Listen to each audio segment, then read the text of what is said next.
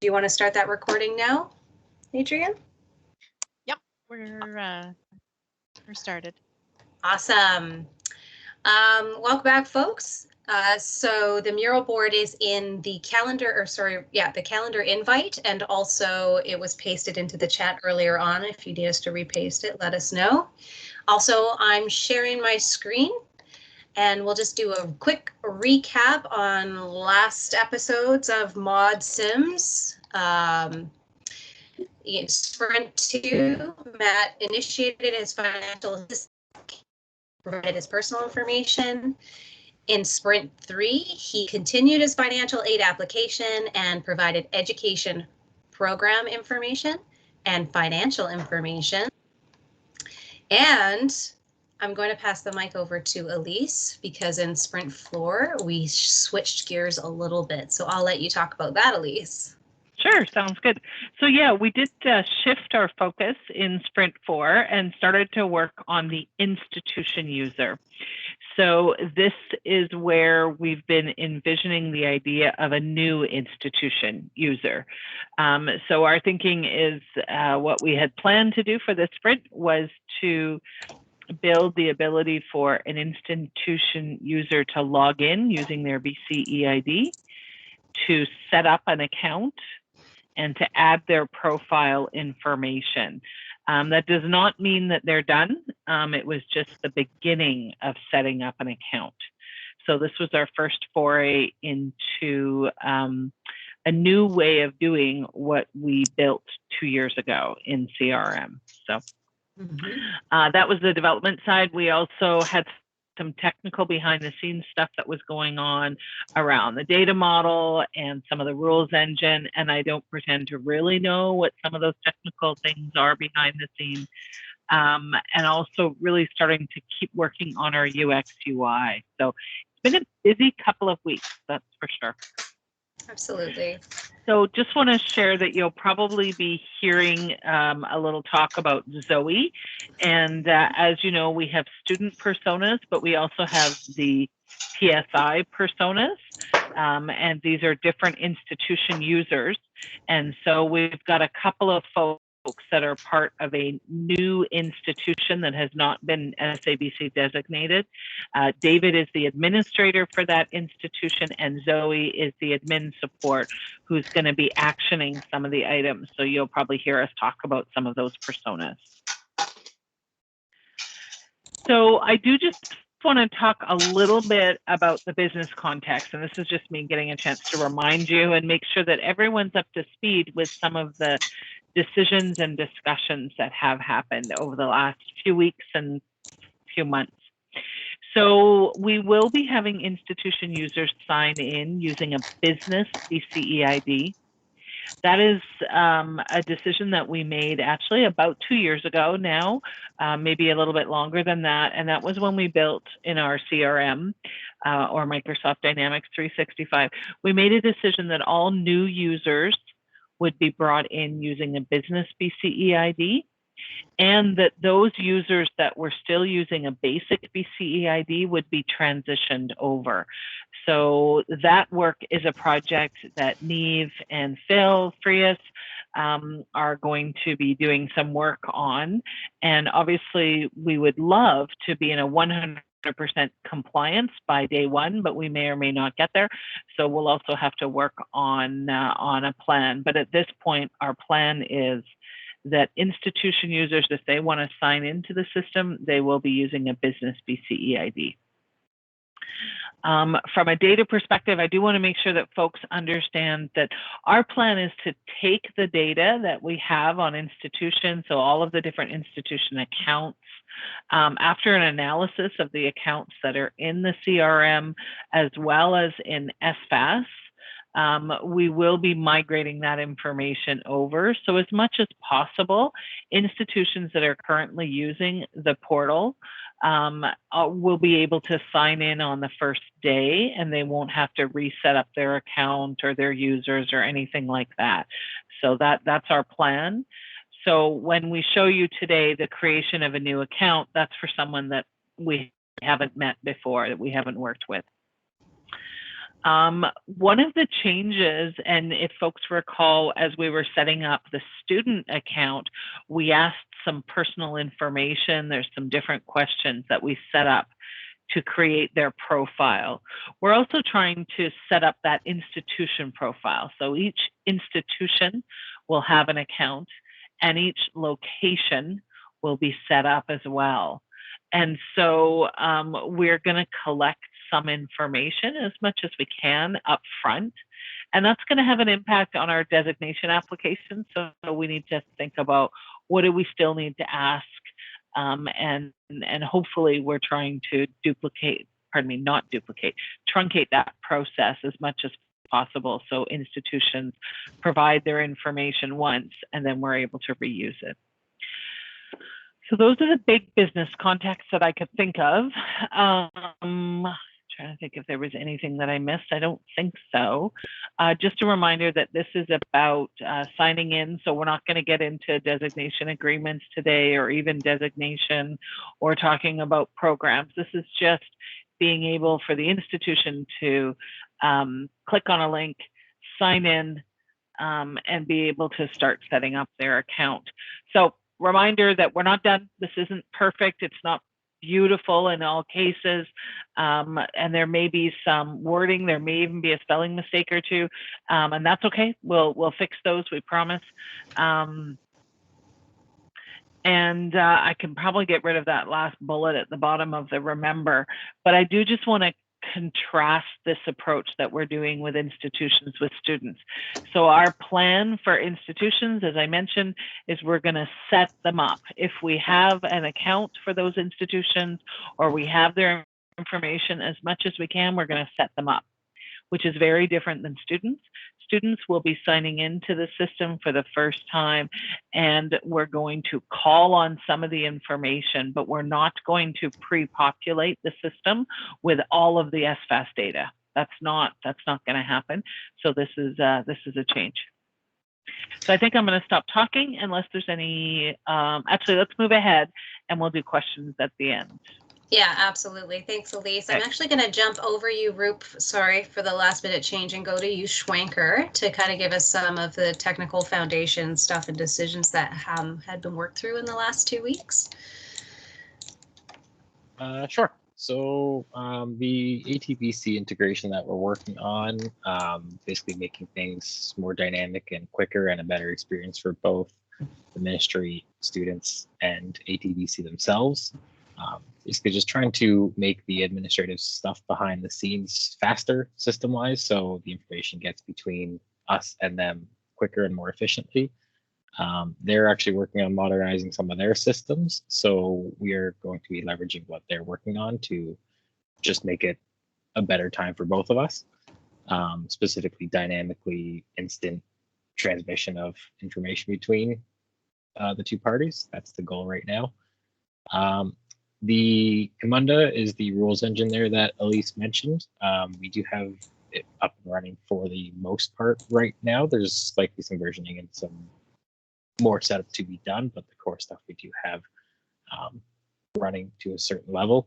The shield there is just sort of a reminder that in every sprint, we're always looking at making sure that we're doing things the best we can from both the from the code all the way up to the user experience level, just always doing a little bit of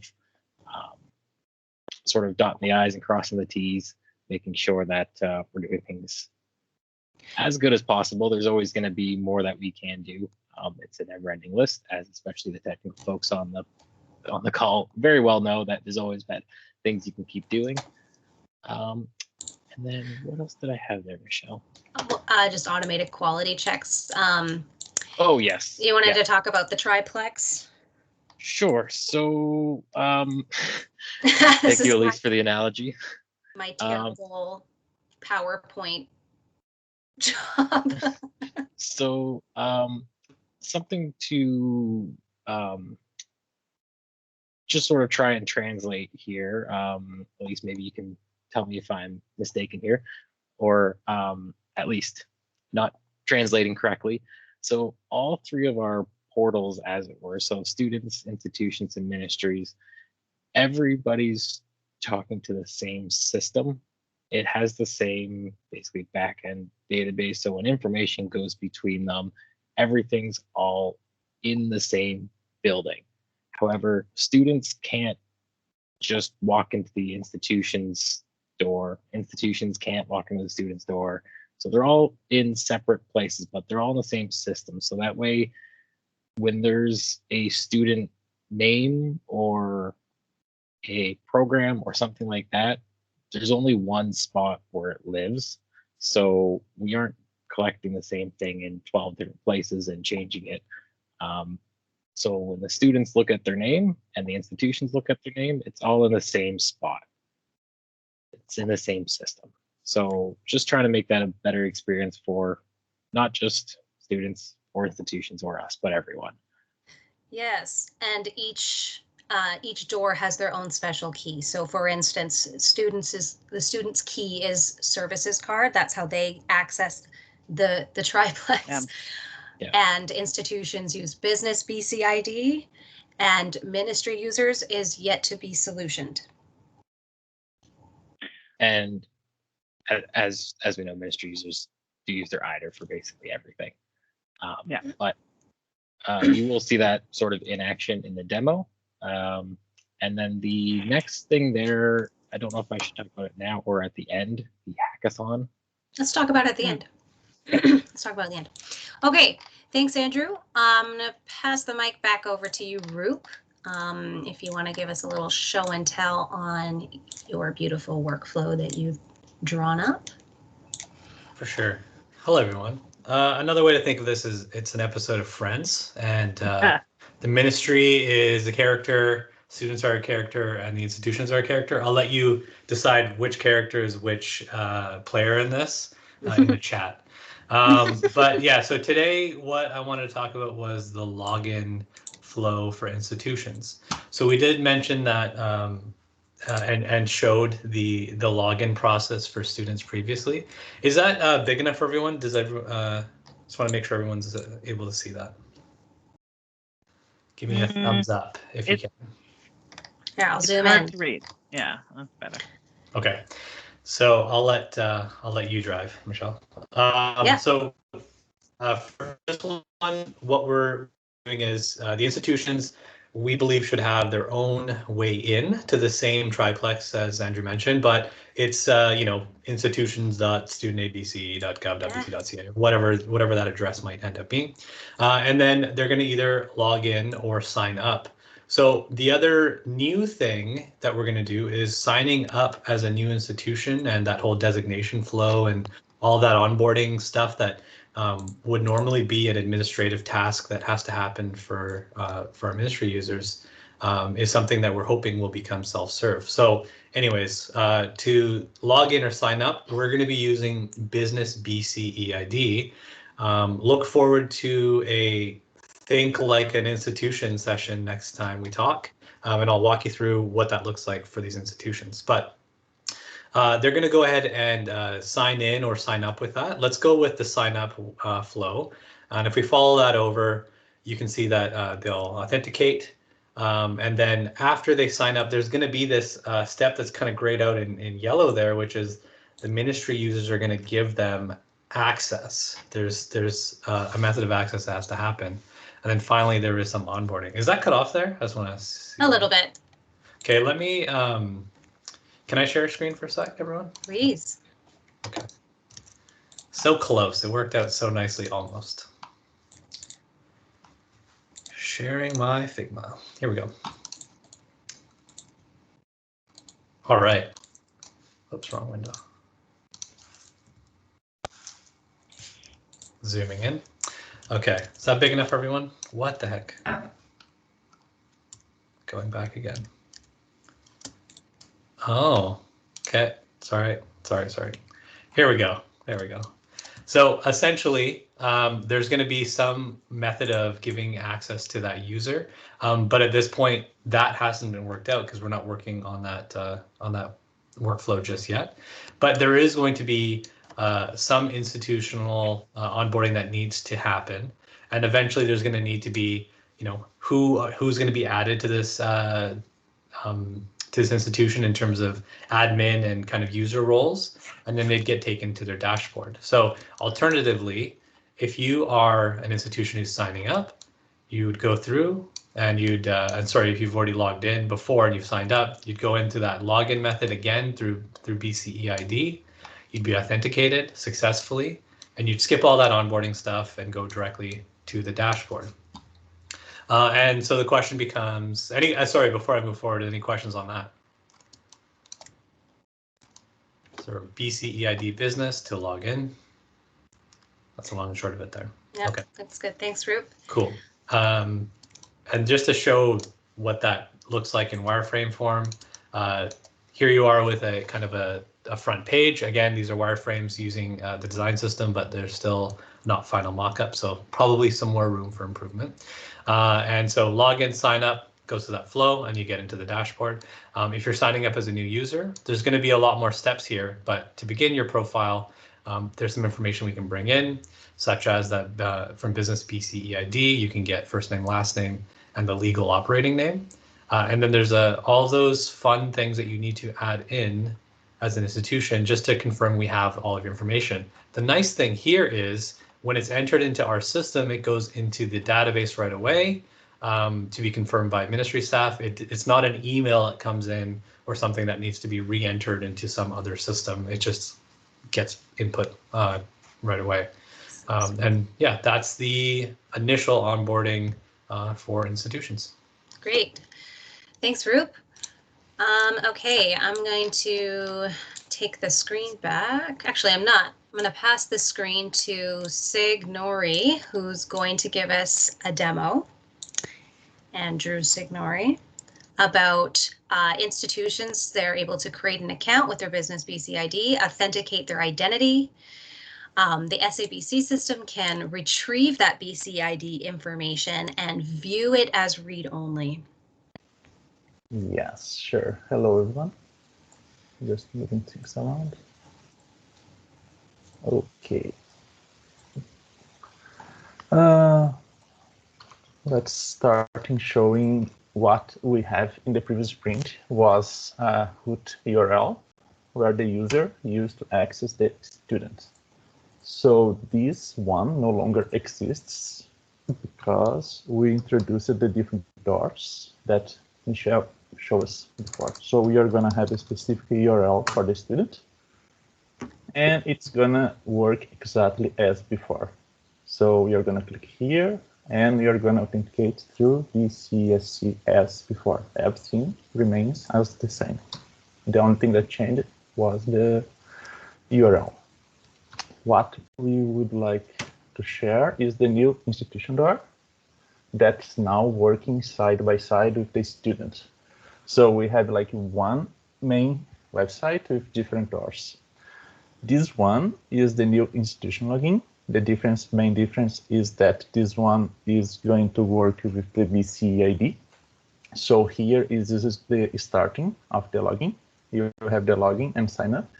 Both are gonna take you to the BCeID website for authentication. I'm gonna use a Business BCeID to complete the authentication. So this is all happening outside our portal. Once you are authenticated, we are gonna be redirected back. So many important things happening here. First one, the user were authenticated in the BCeID website. That's just the authentication happening. Besides that, we need to travel to a second service and do like a third-party integration just to grab additional data. So this data here is the data retrieved from BCeID services directly, and doing that, now we have access to all the information that they can share. Right now, you are using the first name, last name from the user, and the institution legal name, and the business GUID. That is a special institution identifier that you're going to use for every single thing, especially when you are doing the import of the data from the old database. So Here we have like a nice message just saying that this data is really only data. All the other fields that we showed before are going to be added here in this page to the user complete the profile. But these ones are really only, and they need change on the BCeID website. Is that clear? Any questions? Yeah, so this is mimicking the student piece as well. So the students sign in with their BC services card, but if they're able to see the information, in this case from BCeID. But if you want to change that information, you need to go back to the primary source, either BC services card or in this case, BCeID. Yes, and also the student is signed in with like as a student or as admin or an institution. He can't jump into the another system. There will be a better, nice message, but for now, there is just like, you can't. So you are an institution, you cannot switch to the student. That's why the analogy between the doors. Once you are inside one door, you cannot jump to another one. So we have like different URLs that are gonna behave as a completely separated portals, but accessing the same shared database. And that's it, Alice, for today. Perfect. Yeah, so we've insulated the walls. We've added a lot of fireproofing, soundproofing, so the tenants can't hear each other. Perfect. Okay, Elise, before we get to questions, maybe we could just let the room know what we're up to next. Sounds good. Yeah, double checking. I always feel like I need to check whether I'm on mute. Anyway, so yeah, the next sprint is going to be a little different again. And if you're feeling like we're bouncing all over the place, we are. And that's one of the interesting things about Agile, because sometimes you can't go any further with a certain piece of work because something is, they call it a blocker. So it's stopping us, so we have to go down somewhere else. And then sometimes we can only get that far with one place, so then we go somewhere else. It's a whole different way of doing things than a typical project. So anyway, Sprint 5 is going to be slightly different again. Sprint 5 is, we have a few little things that we're going to show you in 2 weeks. We want to finish the setup of the institution account. We have some questions that we need to answer in there, like what's the operating name and some of the basic information for the account. But most of the sprint for the next 2 weeks is going to focus on a really technical, behind the scenes with a very technical name, Hackathon. So this is, yeah, apparently this is a very technical name. And essentially what we're going to work on is some of the really complex behind the scenes stuff, and try to explore what are the options and ultimately make a really important decision by the end of that sprint as to which direction we're going in. So we're going to go with this building a house analogy, because there's going to be a lot of work on the plumbing and the piping and the air conditioning behind the scenes for the next 2 weeks.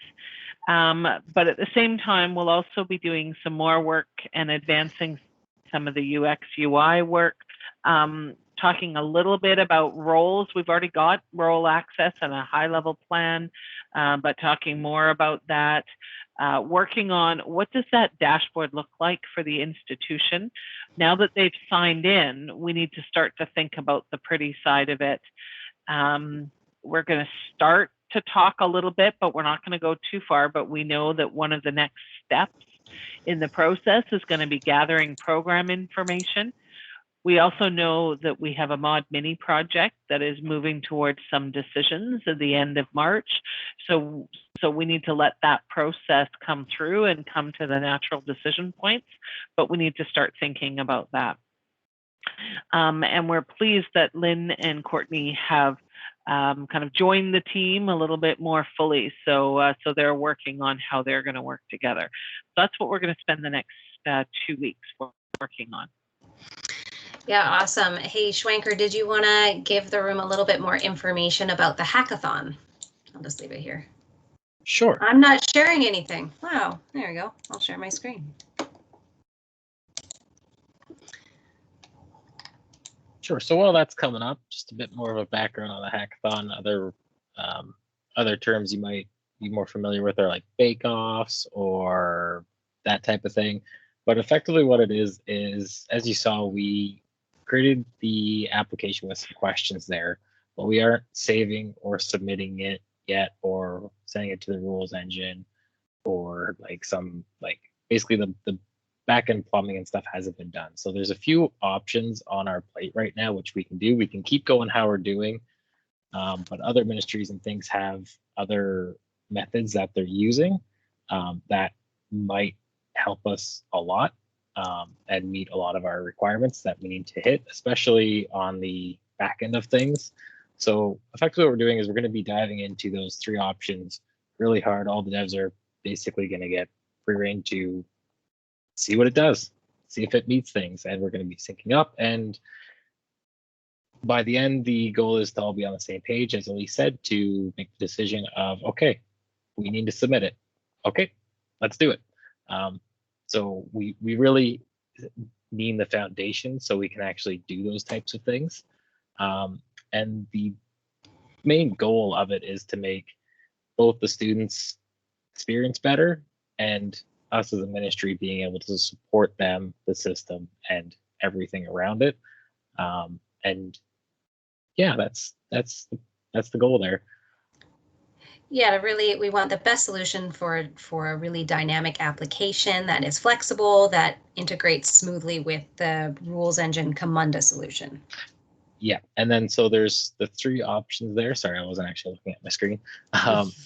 So I'm not sure I'm not sure who's familiar with the SWOT analysis. Michelle, you can talk about that in a sec, but there's three options that we have right now is a custom dynamic application, which is basically continue with everything that we have done now. And then the second option there is basically an application stack called FormsFlow AI. Basically, all that is linking a bunch of different sort of backend systems together for us that we might be able to leverage to make things go quicker. And there's the common hosted forms service, which has a bunch of different options too about making dynamic applications, or dynamic forms, I should say. Forms you can use for whatever your purpose is. Our main purpose, as everyone knows, is the student application. That's our big one. Yeah, and so that we don't get caught up in feelings or best guess, we've asked each of the developers to do a SWOT analysis. So that means strengths, weaknesses, opportunities, and threats, to kind of get all those points down on paper so that we can compare apples to apples when we're doing our analysis. And so the team will be tightly connected, as they always are, but specifically in this next 2 weeks on reviewing all of those points in a structured way. Okay, so that's it from us. And now we can move to questions, feedback, comments, thoughts and feelings. If we had Caitlin facilitating you, we might get tears, from what I understand. Yeah, the goal is to not have any tears in any of my meetings this week. So, but that said, if anyone has any big feelings, please jump in, or small ones, or even medium ones. Yes. Avery, yes, you love SWOT analysis. First year marketing. Yep. First year business. So just so folks know, yeah, SWOT analysis is strengths, weaknesses, opportunities, and threats. And it just allows you to come at a particular problem and look at it in different ways. And that helps you flesh it out and then ultimately move towards what's the best possible outcome. So it's a really good approach to analysis. Yeah. Any questions about the demo, institution signing in, setting up an account? Direction we're headed. Deep thoughts. Nothing. Concerns. we were expecting concerns. No one thinks that institutions are Ross from Friends. No one said that. I'm really surprised and disappointed, not gonna lie. But you would be wrong, because I think institutions are actually Chandler.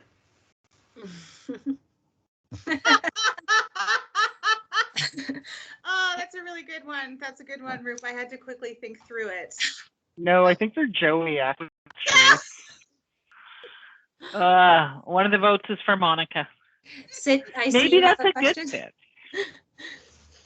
Yeah, Yeah. I want to hear Schwanker, as you call him, talk a little bit more about FormSlow AI. Is there other parts of government that are using it? What's the advantages?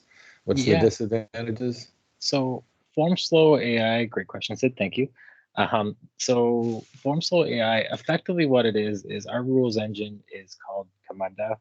Our front end is in Vue, and then what FormSlow is it's basically a way that one of our vendors created AOT that basically it links all these things together and more or less makes it all natively integrated. Everything is all open source with it again, like everything else. And then the Ministry of Health Service BC is using it right now. All the COVID response stuff and a lot of those solutions are using it, or sorry, they're moving to it.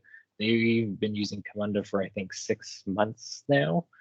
And then they decided to move to this FormSlow solution because it just met most of their business needs and it just makes all the things that they were trying to make work together just work together. So it really just sped them up in that sense. Most or a lot of their cases are quite similar to ours. We have a little bit more dynamicness to our stack, but that's why we need to dive into it a little more just to make sure it'll fit. I believe Ministry of Finance and Ministry, I don't remember the other one, but there's a lot of other ministries also jumping into this solution because it's a quicker way and a more sort of baseline approach of making all these things work together, less sort of all these custom APIs to make all the things talk together. Somebody already built it and published it. So basically let's use that. But all the actual applications in it, sort of all like little boxes inside the FormSlow solution, is more or less what we're using right now. Yeah, And what does it cost? Not a thing. Nice. So yeah, our guts are saying this is a good solution, but we're going to spend the next 2 weeks doing some detailed analysis and due diligence on our gut check on that. Nikki, I see that you have a question. Hi, yes. Just wondering, is it possible for either this body or someone to present to the business area the process that an international school would go through to get a Business BCeID? Does BCeID offer like a UAT environment? So, because we're all talking about we're going to get everybody on board, and that's great, but it's always been kind of blind to the staff. How does that work? Mm-hmm. So is there any documentation or presentations available for that? It's a good point, Nikki. And so that's what Ruth was referring to is similar to what he did a few demos ago where he kind of showed, hey, here's the student experience of getting a BC services card, just so that people have insight into what that's like before they even come to us. He's going to do that in the next demo.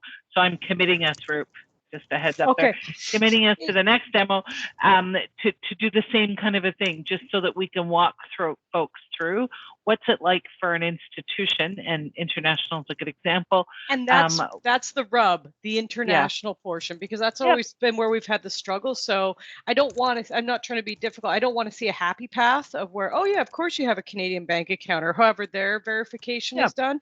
I want to see the hard path so that we can get out there and sell it to people on why it really is awesome, because that's where we're going to have the issues of getting you to your 100%, I think.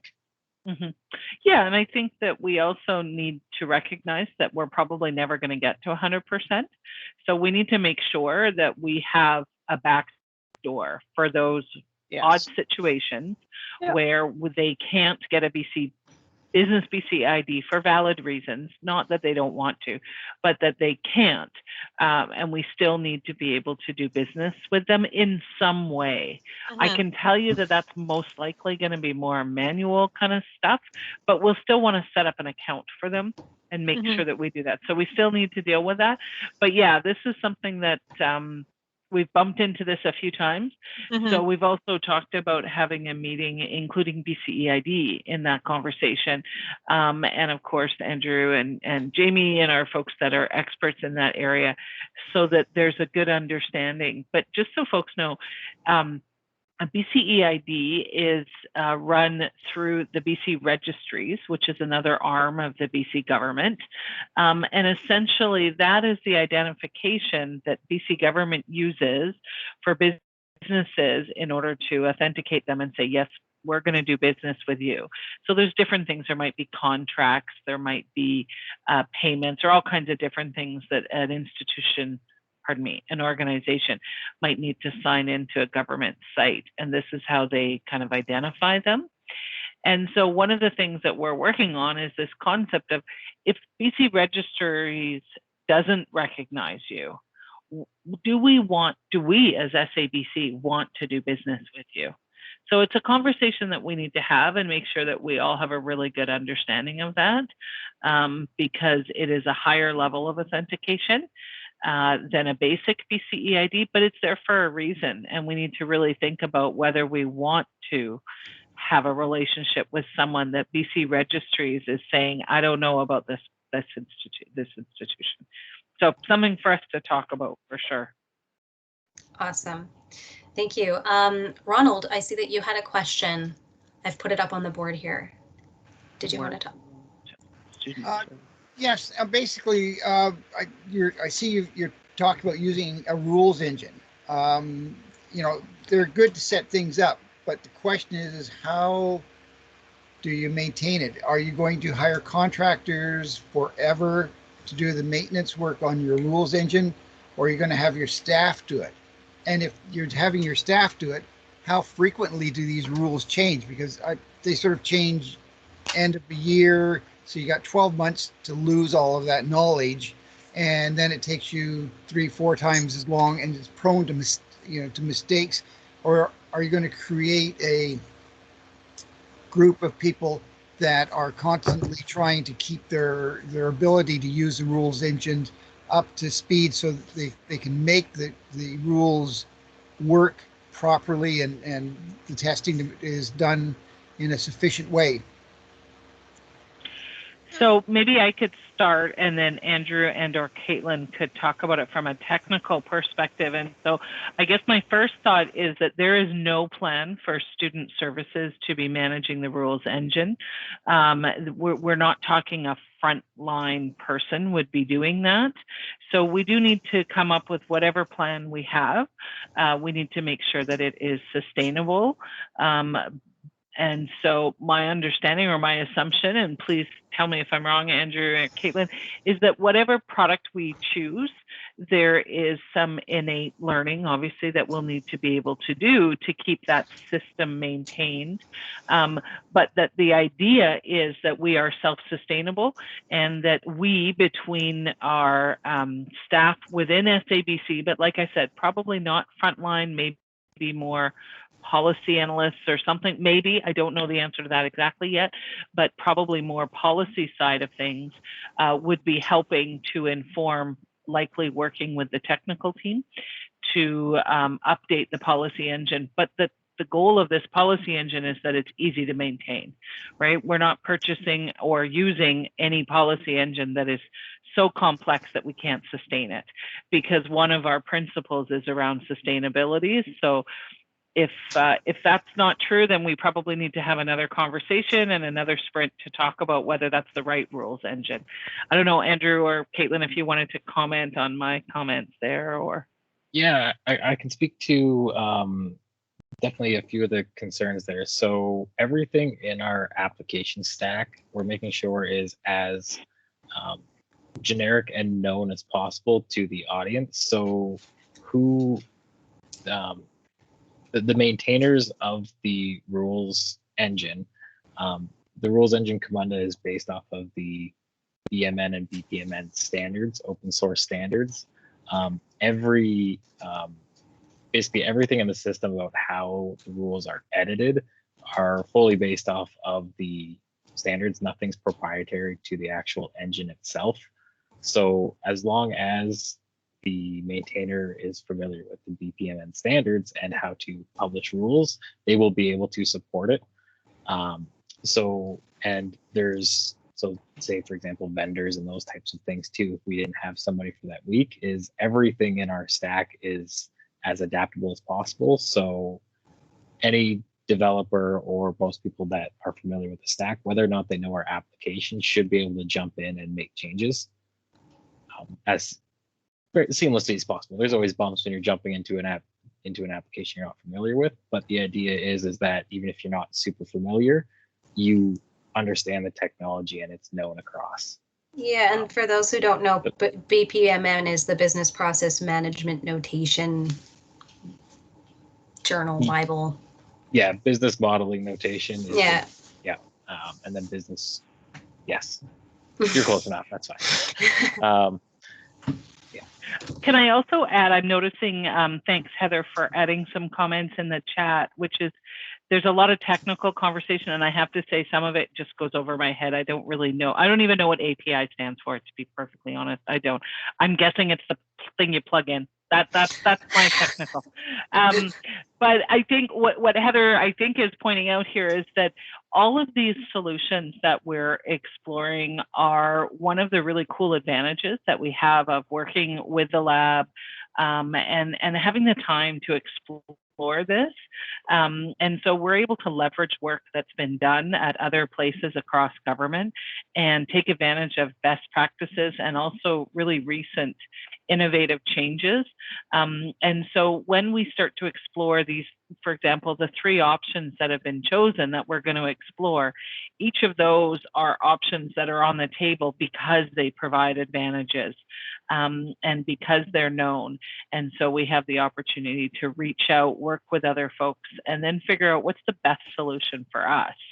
And obviously the concern about sustainability, make sure that we can edit it, is one of the factors that we'll be looking at as we go forward. Because we know in SABC that whatever rule we make this year, we might change it next year, very possibly, or it might adapt, maybe is a better way of calling it, right? It continues to adapt over time. So we know that those options, we need to leverage the work that's been done and explore those modern features that haven't been available to us in the past.